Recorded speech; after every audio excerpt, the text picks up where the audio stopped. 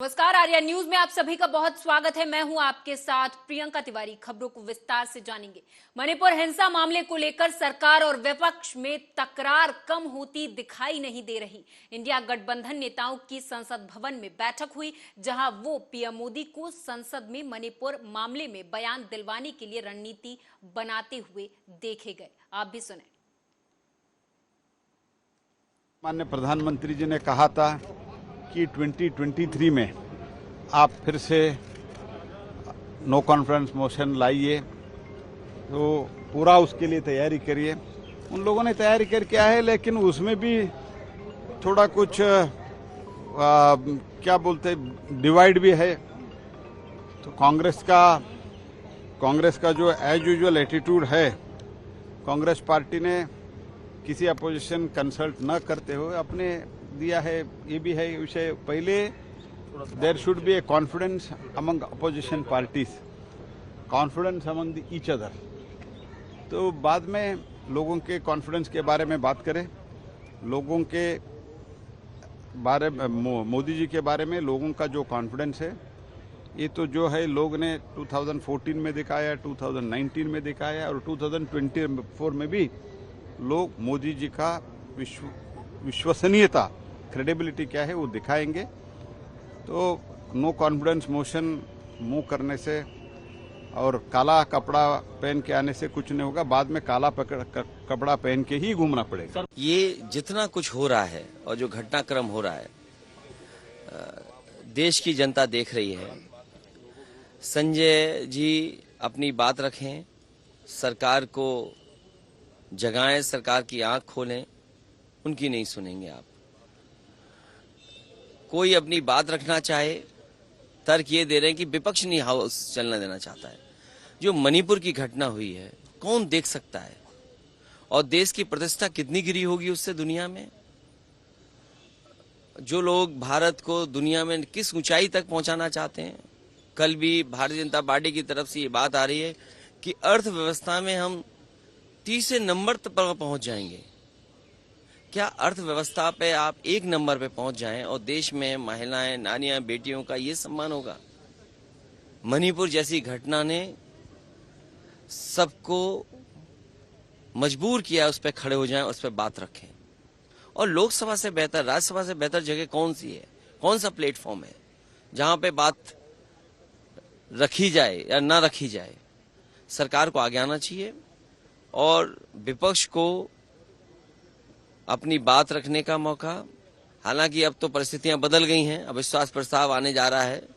उससे महत्वपूर्ण यह है कि सरकार क्या कार्रवाई करेगी, क्या उनको न्याय मिलेगा कि नहीं मिलेगा, कि यही नफरत की राजनीति या वोट की राजनीति ऐसे ही चलती रहेगी। बता दें कि आज विपक्ष के लोग काले कपड़े पहनकर सदन में आए। इस दौरान केंद्रीय मंत्री पीयूष गोयल ने कहा कि क्या विपक्ष कानून का अनादर करना चाहता है? की जा रही है। ये भारत की अस्मिता का सवाल है।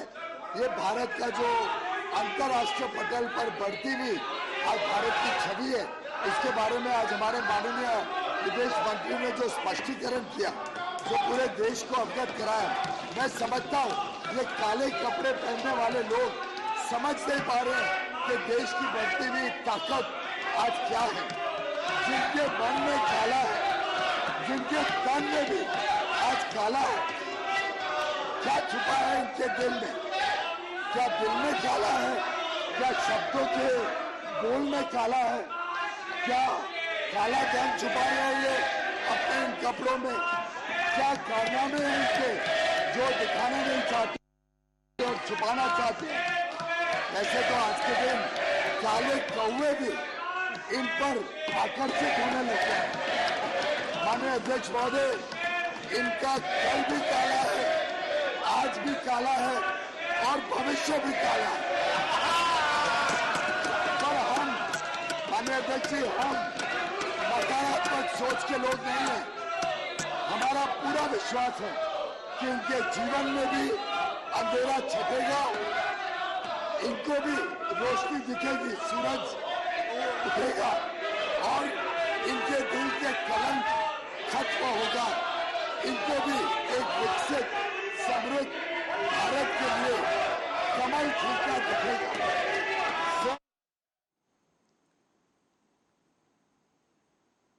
उधर उद्धव बाला साहेब ठाकरे के नेता और राज्यसभा सांसद संजय राउत ने मणिपुर में हो रही हिंसा पर बीजेपी को घेरा है। राउत ने कहा कि मणिपुर में जो हो रहा उसे पूरा विश्व देख रहा है। मणिपुर के हालात कश्मीर से भी ज्यादा खराब हैं। शिवसेना यानी उद्धव बाला साहेब ठाकरे के नेता ने कहा कि ममता दीदी ने कहा है कि देश की राजनीति को महिलाएं बदल देंगी। मुझे विश्वास है कि ऐसा ही होगा। आज मणिपुर में राजनीति करने का समय नहीं है, चाहे विपक्ष हो चाहे सत्ताधारी हो। आप मणिपुर की आग अगर पूरे नॉर्थ ईस्ट में फैल गई तो आप राजनीति करने लायक हम नहीं बचेंगे। मैं सभी के बारे में बोल रहा हूँ। इसीलिए आज हमने फिर एक बार प्रधानमंत्री जी का और सरकार का ध्यान आकर्षित करने के लिए ब्लैक डे मनाने का ऐलान किया है और हम करेंगे। देखिए ये 13 वर्षेस मेरा जो चल रहा है ये अच्छा शासन का काम नहीं है। अच्छा रूलर जो होता है ये 13 मेरा नहीं करता है। बात मणिपुर से शुरू हुई। आप पूर्व सीएम कमलनाथ ने पत्रकार वार्ता की। इस दौरान उन्होंने कहा कि कांग्रेस सरकार प्रदेश में कृषक न्याय योजना लागू करेगी। उन्होंने कहा कि मध्य प्रदेश में कांग्रेस पार्टी की सरकार बनने पर प्रदेश के किसानों के कल्याण के लिए कांग्रेस पार्टी कृषक न्याय योजना लेकर आएगी। योजना के तहत किसानों को सिंचाई के लिए 5 हॉर्स पावर तक के पंप पर निःशुल्क बिजली प्रदान की जाएगी। किसान कर्ज के बोझ से मुक्त हो जाएंगे और सम्मान के साथ सिर पर पगड़ी धारण कर सकें, इसके लिए किसानों का कर्ज माफ किया जाएगा। आप भी सुने। तो बड़ी खुशी हुई आप सबसे मिलकर। भाजपा की झूठी घोषणा है, किसानों को कैसे धोखा दिया। हमेशा कहते रहे कि खेती को लाभ का धंधा बनाएंगे, किसान का आयु दोगुना करेंगे। प्रदेश के किसानों की आय कम हुई।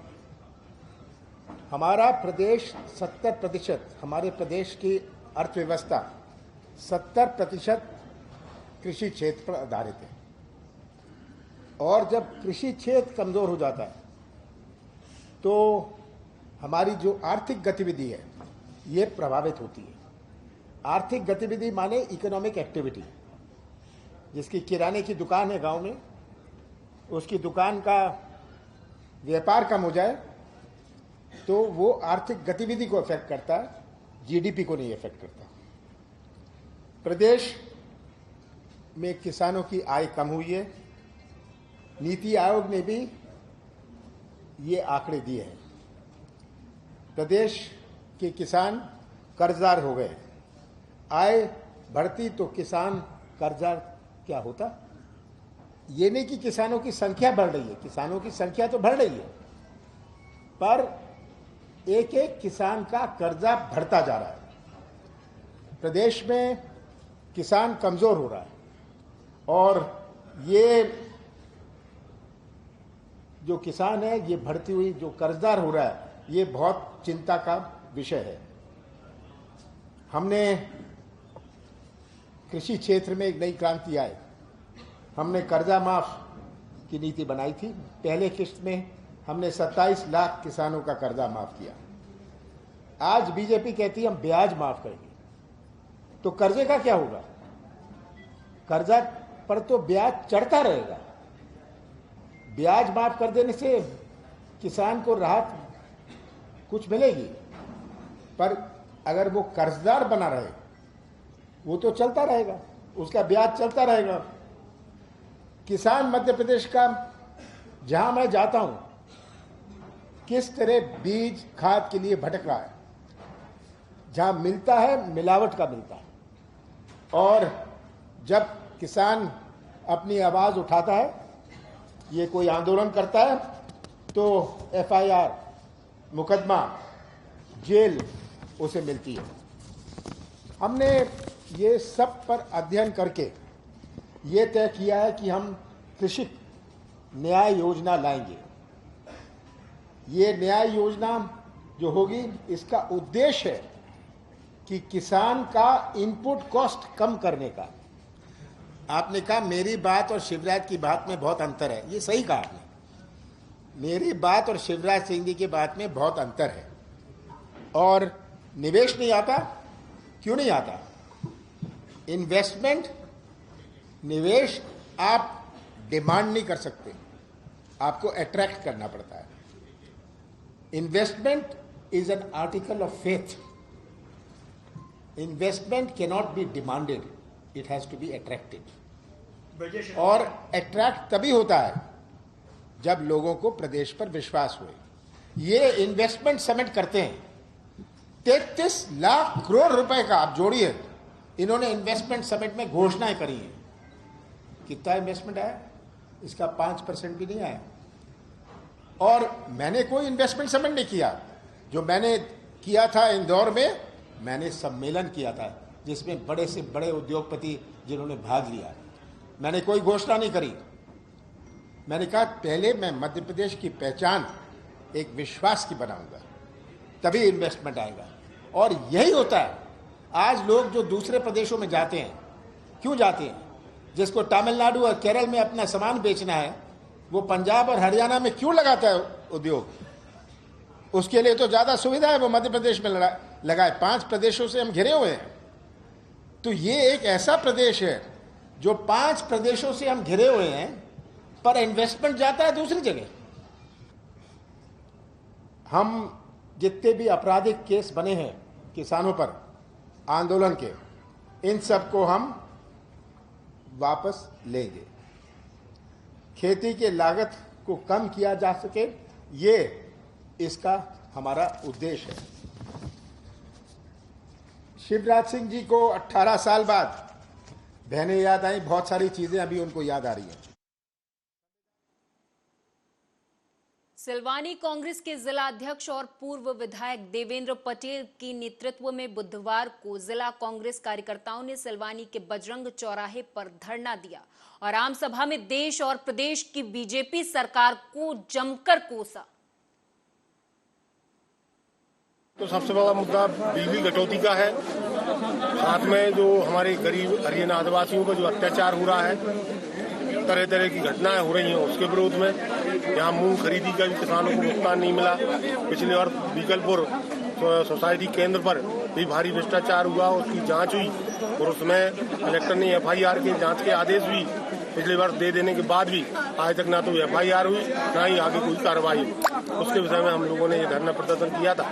साथ ही यहाँ पर विद्युत की बहुत अधिक कटौती हो रही, लोग बेहाल हैं, परेशान हैं। पूरे 24 घंटे में 4 घंटे से ज्यादा बिजली नहीं मिल पा रही यहाँ के, चाहे ग्रामीण क्षेत्र के लोग हों चाहे शहरी क्षेत्र के लोग। और साथ ही कम से कम पूरी तहसील में 75 गाँव के ट्रांसफार्मर जले हुए हैं। राज्यपाल महोदय के नाम हम लोगों ने निम्नलिखित 7 बिंदुओं को लेकर ज्ञापन दिया है।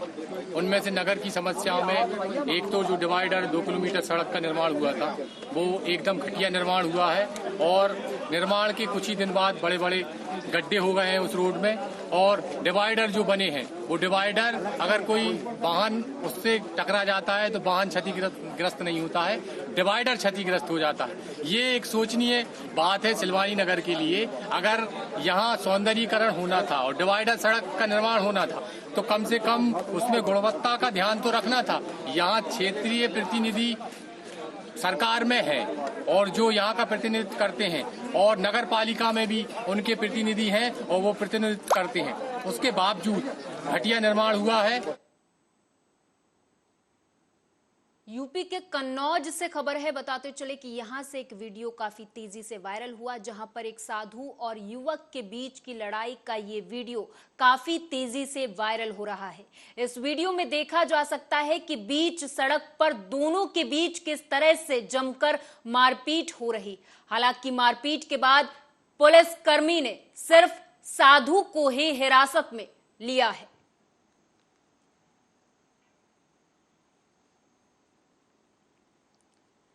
विदिशा शहर की सड़कों पर घूमते मवेशी वाहन चालकों और राहगीरों के लिए खतरा साबित हो रहे। बता दें कि ये समस्या गुलाब वाटिका बस स्टैंड, नीमताल चौराहा, माधवगंज रेलवे स्टेशन रोड पर दिखाई देती है। वहीं बरसात शुरू होने के बाद सड़क पर मवेशियों का जमावड़ा बढ़ गया है। बता दें कि पिछले दिनों विवेकानंद चौराहे पर भी एक बड़ा हादसा हो चुका है। सबसे अधिक समस्या नीमताल चौराहे से लेकर विवेकानंद चौराहे तक होती है। यहां आए दिन वाहन चालक दुर्घटनाग्रस्त हो रहे हैं। मवेशियों से हित साधने के बाद इन्हें सड़कों पर आवारा घूमने के लिए इस तरह से छोड़ दिया जाता है जैसे मवेशियों को पालने वालों का कोई नाता ही ना हो। वहीं जब हमने इस विषय में जिम्मेदारों से बात की तो आप भी सुने उनका क्या कहना है इस पर। तो सार्वजनिक स्थानों पर, मार्गों पर आवारा पशु बैठे रहते हैं। हालांकि अधिकांश आवारा नहीं होते, पालतू पशु होते हैं और पशुपालक उन्हें खुला छोड़ देते हैं और यातायात में बाधक भी बनते हैं, दुर्घटनाओं के कारण भी बनते हैं। हम लोग लगातार इनको लेके उठाते हैं वहाँ से और काजी हाउस में रखते हैं। कुछ अक्सर हो जाती है शेष को गौशाला में बेचते हैं, परंतु गौशालाओं में भी दिक्कत जाती है कि एक सीमा के बाद वो भी लेने से इनकार करते हैं। हालांकि हमारा उनको ऐसे पशुओं को हटाने का कार्यक्रम लगातार जारी रहता है। देखिए, जो सार्वजनिक स्थानों पर, मार्गों पर आवारा पशु बैठे रहते हैं। हालांकि अधिकांश आवारा नहीं होते, पालतू पशु होते हैं और पशुपालक उन्हें खुला छोड़ देते हैं। हम देख रहे हैं कि प्रत्येक दिन कहीं ना कहीं गाय का एक्सीडेंट होता है, जिससे जिस व्यक्ति से एक्सीडेंट होता है उसको भी काफ़ी चोट पहुंचती है। और शहर में सभी जगह, सभी चौराहों पर मवेशी बैठी हुई है। यह प्रशासन को जो पास की गौशालाएं हैं उनमें इनको शिफ्ट कराना चाहिए। हम कई बार प्रशासन से ऐसी मांग भी कर चुके हैं। लगातार जब भी ऐसी कोई दुर्घटना होती है हम इसका विरोध भी करते रहते हैं और मैं आपके माध्यम से प्रशासन से ये आग्रह करता हूं कि यहाँ भी जो मवेशियाँ बैठी हैं उनको गौशालाओं में शिफ्ट कराएं। अन्यथा यह हिंदू समाज की आस्था का विषय है। गाय को हम मां मानते हैं। अगर उसकी दुर्दशा इस प्रकार की है तो हम आंदोलन के लिए सदैव बाध्य रहते हैं और अगर इन गौशालाओं में इनको शिफ्ट नहीं कराया गया, इसी प्रकार से ये तड़पती मरती रहीं तो पुनः हम आंदोलन करेंगे। कि आपने देखा होगा बीते कुछ दिनों में ये शहर में काफ़ी घटनाएं भी हुई हैं ऐसी कि अभी पिछले कुछ दिनों पहले ही विवेकानंद चौराहे पे एक पशु जिसके ऊपर ट्रक चढ़ गया था जिससे उसकी मृत्यु हो गई थी। ये आए दिन ये घटनाएं अभी शहर में काफ़ी बढ़ गई हैं और पशुओं की संख्या भी जो है मेन मार्केट में और मुख्य रोड पे काफ़ी बढ़ गई है। शाम के समय अक्सर ये ऐसा देखा जाता है कि जब पीक आवर रहते हैं उस दौरान ये सारे पशु मुख्य रोड पर ही बैठ जाते हैं, जिसमें आने जाने वालों को काफ़ी समस्याओं का सामना करना पड़ता है और कई बार जाम की स्थिति भी बनती है। इस पे जो हमारे जवान लगे रहते हैं वो तात्कालिक रूप से तो पशुओं को हटा देते हैं, परंतु थोड़ी देर बाद वो फिर आगे बढ़ जाते हैं। इससे काफ़ी समस्या हो रही है और इस पर अभी ज़्यादा कुछ वर्क हो नहीं रहा है, तो इस पे वर्क होना चाहिए और जो भी संबंधित अधिकारी हैं उनको हमारे द्वारा पत्राचार किया जाएगा। एमपी के विदिशा के रामलीला परिसर के पीछे बनी दुकानों में सुबह एक व्यक्ति का शव मिलने से इलाके भर में सनसनी फैल गई। वहीं मृत व्यक्ति की सूचना लोगों ने पुलिस को दी, जिसके बाद सूचना मिलते ही पुलिस मौके पर पहुंची और जांच शुरू कर दी है। पुलिस के मुताबिक शव के पास से खाली क्वार्टर और जहरीला पदार्थ मिला है। सूचना प्राप्त हुई थी पुलिस को कि रामलीला क्षेत्र में एक डेड बॉडी पड़ी हुई है। तत्काल मौके पर पुलिस टीम पहुंची और उसके डेड बॉडी का पहचान की गई। तो उसके दस्तावेजों के आधार पर उसका नाम राकेश राजेश यादव, उम्र करीब 52 वर्ष।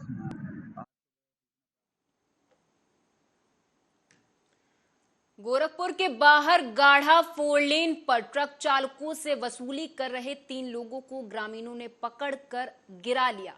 उसके बाद पुलिस को सौंप दिया। वहीं जांच में पता चला है कि पकड़े गए लोगों में शामिल अशोक कुमार खनन विभाग का कर्मचारी है। वहीं इस बात की पुष्टि होने के बाद उसे निलंबित कर दिया गया है। अन्य 2 से पुलिस पूछताछ कर रही है। जी देखिए, पिछले काफ़ी दिनों से गोरखपुर में खनन में तैनात एक बाबू, जो कि भ्रष्टाचार के मामले में काफ़ी उनकी शिकायतें संगठन द्वारा भी किया गया, अन्य के द्वारा भी किया गया, लेकिन आज तक उस पर कोई माकूल कार्रवाई विभाग द्वारा नहीं किया गया। बाबू के हौसले बुलंद होते चले गए। अभी कुछ दिनों पहले गोरखपुर में एक अधिकारी जो है भ्रष्टाचार के संबंध में निलंबित हुए। उसके उपरांत भी नए अधिकारी के आने के उपरांत यह बाबू जो है पुनः पिछले 2-3 दिनों से लगातार एक बोलेरो गाड़ी ले करके, जिस पे उत्तर प्रदेश सरकार का प्लेट लगा करके जो है रात्रिकालीन में अवैध वसूली के लिए निकल पड़ते हैं। इस मामले की शिकायत गोरखपुर के वर्तमान खनन अधिकारी से की गई, तो उन्होंने कहा कि मैं अभी बाहर हूं और मैं आऊँगा तो इस विषय का संज्ञान लेकर के मैं कठोर कार्रवाई करूँगा। राष्ट्रीय शिक्षा नीति 2020 के 3 साल पूरे होने पर आयोजित वर्षगांठ कार्यक्रम में केंद्रीय विद्यालय रायबरेली में एक प्रेस वार्ता का आयोजन किया गया था, जिसमें राष्ट्रीय शिक्षा नीति 21वीं सदी की आवश्यकताओं के अनुकूल आधारित और शिक्षा के माध्यम से भारत को एक जीवंत ज्ञान समाज और विज्ञान महाशक्ति में बदलने के लिए है। शिक्षार्थियों में भारतीय होने का गौरव पैदा करना और उनके ज्ञान कौशल के मूल्यों का विकास करना, जो वास्तविक में वैश्विक नागरिक उन्हें बनाते हैं। जैसा कि आप सभी जानते हैं कि भारत सरकार ने NEP 2020 को ही लॉन्च कर दी है, उसकी बेहतर प्रचार और प्रसार के लिए, और जो निपुण भारत मिशन NEP का जो लक्ष्य है उसको प्राप्त करने के लिए ही इस प्रेस कॉन्फ्रेंस का आयोजन किया गया है। NEP क्या है, इसके तहत क्या क्या सुधार किए गए हैं, बच्चे को कैसे विद्यालय के लिए तैयार करना है, कैसे शिक्षकों में बेहतर प्रदर्शन करना है, कैसे बच्चों से का असेसमेंट करना है, उनके अधिगम स्तर की जांच करनी है, इसके विषय में जो है हम लोगों ने एक प्रेस कॉन्फ्रेंस की। जैसा कि आज की प्रेस वार्ता जो है, जो नई शिक्षा नीति है, राष्ट्रीय शिक्षा नीति, उसकी 3री वर्षी के आसपास हम इसको कर रहे हैं, और इन 3 वर्षों में हम स्कूल शिक्षा में कितना आगे आए हैं और हमारे आगे के क्या लक्ष्य हैं, इनको निर्धारित करने के और समाज में इसका प्रचार प्रसार करने के लिए कि नई शिक्षा नीति अपने स्टूडेंट को आगे कैसे तैयार करेगी और जो आगे भविष्य में भारत की ज़रूरत है उसके हिसाब से कैसे शिक्षा दी जाए, वो स्कूल लेवल पर हम इसकी जो है वो चर्चा कर रहे हैं। आप मणिपुर में महिलाओं के साथ घटित दुर्भाग्यपूर्ण घटना को लेकर राष्ट्रीय लोक दल ने कलेक्ट्रेट पर प्रदर्शन किया। इस दौरान उन्होंने मणिपुर सरकार और केंद्र सरकार के खिलाफ जमकर नारेबाजी की है और ये मांग की है कि मणिपुर सरकार को बर्खास्त किया जाए, वहां पर राष्ट्रपति शासन लगाया जाए, वहीं पीड़ित महिलाओं को न्याय दिया जाए, ये भी मांग की गई है।